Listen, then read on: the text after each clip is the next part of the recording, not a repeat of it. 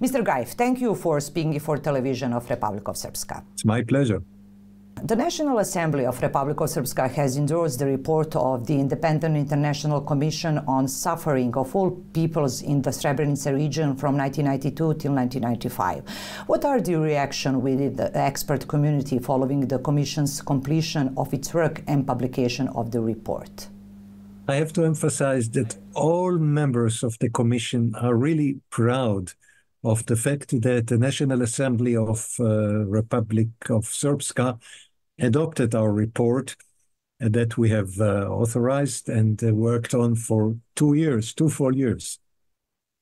We are also glad that Republika Srpska bases its policy on academic, scientific principles as established in our report, which is a scientific academic work based on science, on history, on facts, and not on rumors, and not on gossip, and not on politics. We have worked on this with a lot of responsibility, with high moral, in order not to be biased and not to make any injustice to any of the sides involved. And I think we reached our goal. 10 top experts which worked for 2 years without any interference from outside, with no instructions from any government, with no bias, with no pre-assumptions. We did a very objective work, as much as there is objectivity in this world. And I think our work one day will be considered as as an excellent top work of an international independent commission, as we were. After working 2 years on this report, what you find out about this issue? Can you explain us what really happened in Srebrenica? Let me tell you what did not happen in Srebrenica. As you know, in 1948, Raphael Lemkin coined the term genocide, in which it's written that genocide consists of the intentional destruction of a national, ethnic, racial, or religious group. There are 2 elements in genocide. One is the physical one, and the other is the psychological one. A national, ethnical, racial, or religious group destruction as such is the essential characteristic of any genocide, and this was not the case in the case of Srebrenica. There was no intent on the Serbians, on behalf of the Serbian side, to destroy a substantial part in proportion of the total population of the group.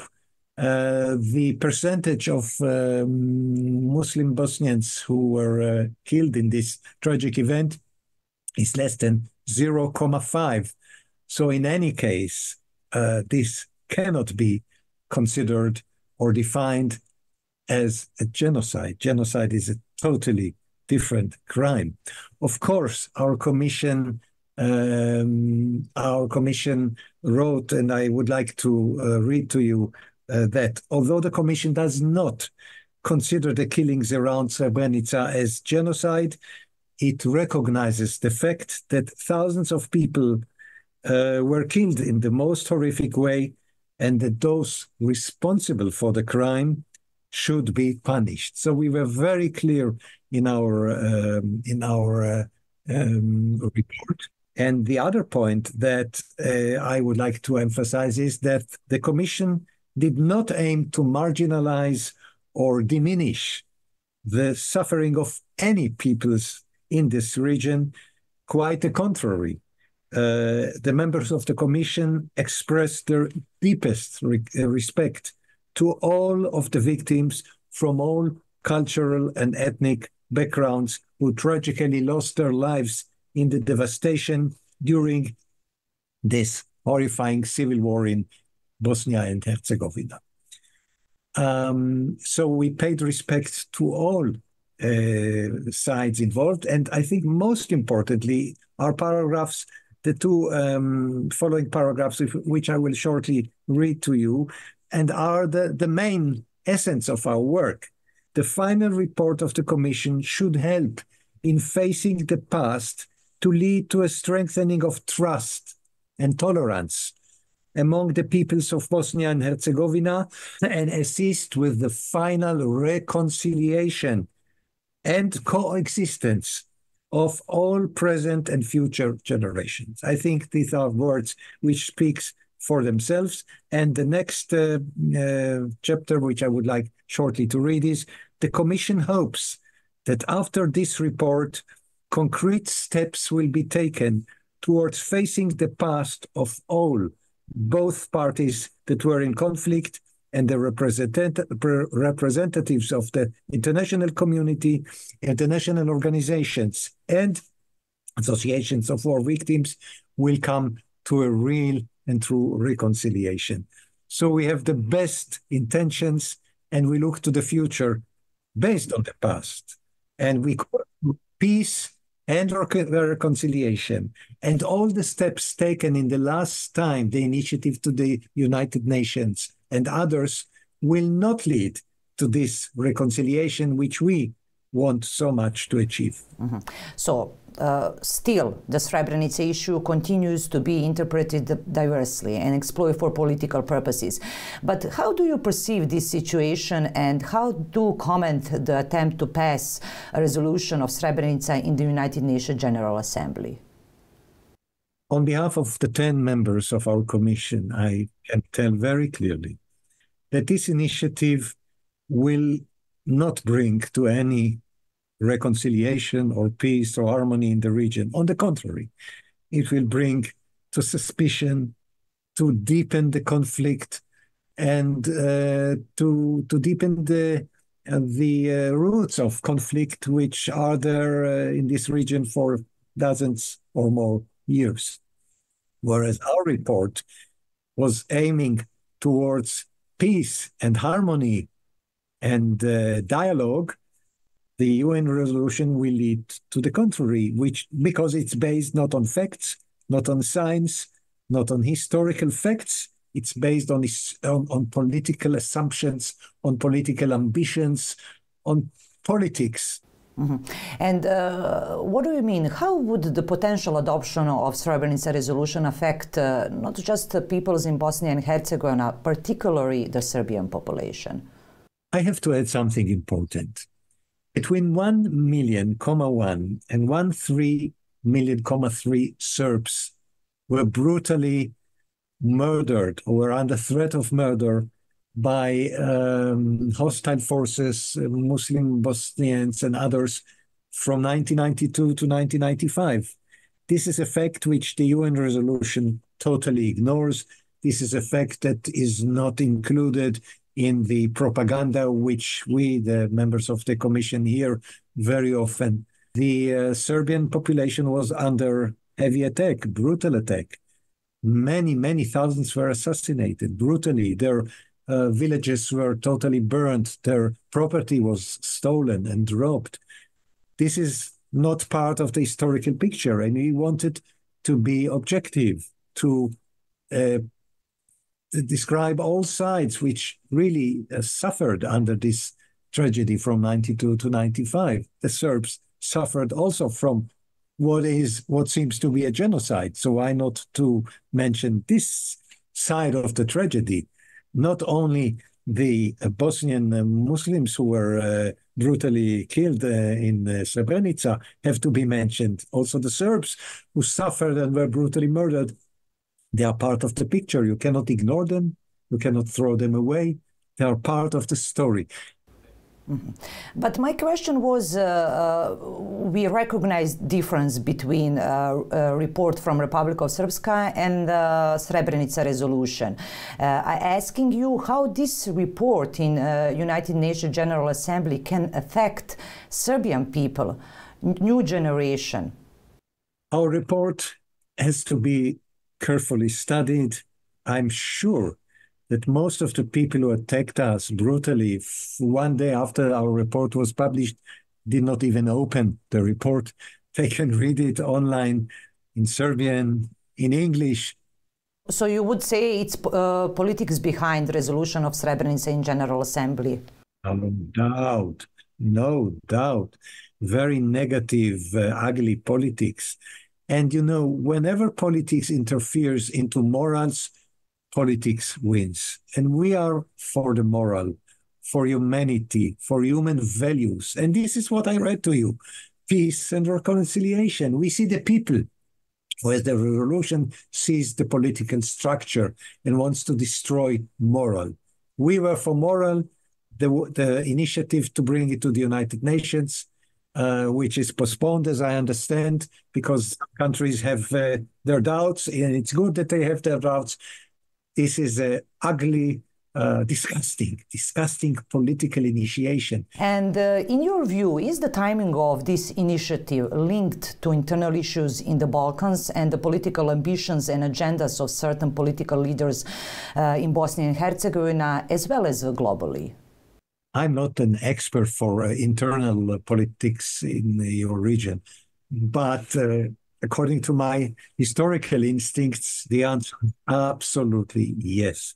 And therefore, I can only repeat, these political maneuvers, these political games, acrobatics will lead to nothing good. We call for peace, they call for war, for deepening the conflict. What will this bring? What good thing can this lead to? Nothing. Zero, zero, zero. Read our report carefully. You will see that there you can find some structure for a better future for all countries and for all people in this region. They deserve, after so many years of bloodshed, to live peacefully. And this is what we want, nothing more. Do you believe that through such means, certain political agendas seek to divert attention from the Holocaust and the atrocities of the World War II? Yes, yes, yes. This initiative, well, first of all, I gave compliment to the National Assembly of the Republic of Srpska to adopt our report. On the other side, I fully criticized the initiative to bring it to the United Nations because this is distortion of reality. Distortion of reality, and we should never agree to this. This is a distortion. This is an attempt to rewrite history, to distort history. This is never going to happen, and we, Commission members, will fight against this as much as we can. We are a united group of 10 top experts, and we have our voice. And we are absolutely against it. Yes, it can ruin the memory of the Holocaust, of what Nazi Germany did to the Jewish people between 1933 and 1945. It can ruin the memory of Rwanda and other real genocides which really happened, unfortunately, on this planet. And so, to answer your question, yes, it is also dangerous for the holy memory of the Jewish Holocaust, in which 6 million Jews were brutally murdered by German Nazis, Rwanda, and other real genocides. Unfortunately, we live in a world in which people kill each other. This is a sad fact. I don't know if we can one day refrain from it. This is the natural the human nature, the human bad nature. However, by such false and ridiculous initiatives, you gain nothing good. So we members of the Commission, condemn this initiative to bring the resolution to the UN. It will result very badly, and we warn, don't do it. It's dangerous. It's dangerous. And how do you comment that the Center for Socio-Political Research of the Republic of Srpska has urgently invited members of the Bundestag to formally recognize and commemorate the Day of Remembrance for the victims of genocide against Serbs in the independent state of Croatia on April 22nd? What is your perspective on this initiative, and is Europe sufficiently informed about this historical tragedy? To answer the second part of your question, no, it is not informed. And for this reason, I personally and the members of our distinguished commission are absolutely satisfied with the initiative of the Republic of Srpska to bring this issue to the Bundestag. Germany bears a very deep responsibility for humanity after its crimes in World War II and the Holocaust and even before. And the Bundestag is the right place to remember the world that the Serbian population was also under a threat of destruction and of genocide. We remember 1/3 had to be annihilated, 1/3 to be expelled, and 1/3 to take the Christian belief. This was openly said by the NDR government. It was not under the carpet. It was very openly such a warning. So why should the world not know about the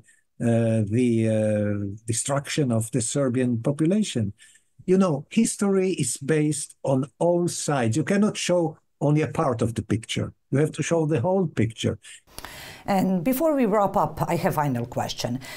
You have made a call for all parties to reject the possible adoption of the Srebrenica resolution at the UN, emphasizing its profound negative impact on humanity.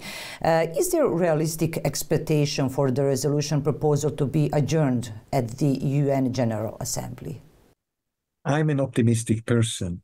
I hope that finally the nations will come to the conclusion that it is a bad initiative, not only bad, dangerous initiative. And by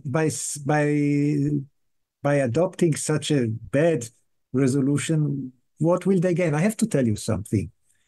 I have really doubts if the members of the UN Assembly have any information about what happened in Srebrenica and the region between 92 and 95. If you ask them, I have really doubts if they know what happened there. And for the end, what advice or message you will send to all peoples in Bosnia and Herzegovina?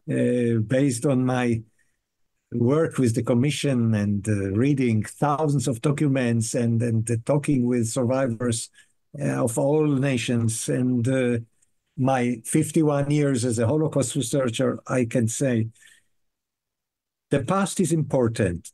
Never forget the past, but think one step forward to the future. One such step could be to pay tribute to the victims of all parties at the sites of the suffering by representatives of all the above parties. So we have to pay tribute and give respect to all victims, Serbs, Muslims, Croats, Bosnians, Herzegovinians, to all of them, because you live only once, and God Almighty gave us only one life, not two lives. You cannot live twice. Mr. Grajf, thank you for this interview. Thank you very much.